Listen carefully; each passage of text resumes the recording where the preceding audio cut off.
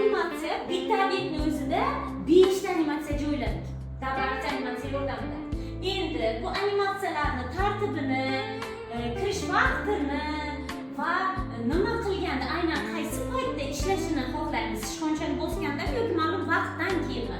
Bu narsalarni oblast animatsiya, ya'ni animation pane'dan boshqaramiz. Animation pane'ni bossangiz, mana bu oyna sizga o'ng tomonda paydo bo'ladi. Boshqarish uchun.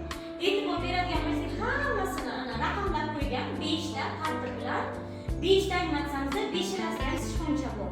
Demak, yoki klaviaturadan yoki sichqonchadan nimanidir bosgandagina ishlar ekan animatsiyamiz. Xo'sh, birinchi animatsiyam yashil. Demak, bu kirish animatsiyasi. Ikkinchisi olovrang. Demak, bu kirib bo'lgandan keyin turibdi. Shu turgan joyda harakat qildiradi. Animatsiya berdiradi. Uchinchisi chiqib ketish. Chiqib ketgandan keyin qarang, harakat animatsiyalari turibdi. Chapda yashil yo'lda, chap tomonga qizil, qizilga, yashildan qizilga boradi. Yashil turgan o'rni qizil. Demak, men o'ngga harakatlantirman, chapga harakatlantirgan bo'larkan. Chapga harakatlanadigan va bu custom, ya'ni foydalanuvchi o'zi erkin bergan. Ana bu yerda chizib animatsiya chiziqlarni. Ana o'shaniki. Endi chiqib ketgandan keyin bu animatsiyalar ijro qilinmaydi. Demak, bularni chiqib ketishidan oldin ko'rmoqchi bo'lsa, mana shu paytda переместить назад va переместить вперед. Istang mana buni переместить вперед bilan eng pastga tushiring. Istang mana bularni переместить назад deb undan yuqoriga ko'tarib qo'ying.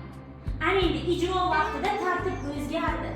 Mana bu chiqib ketishi oxirgi bo'lib qoldi, qizil ranglisi. Endi bular davomiyligi nima uchun ikkalasi qisqa, bular uzunroq bo'lib qoldi. Mana sekundlari.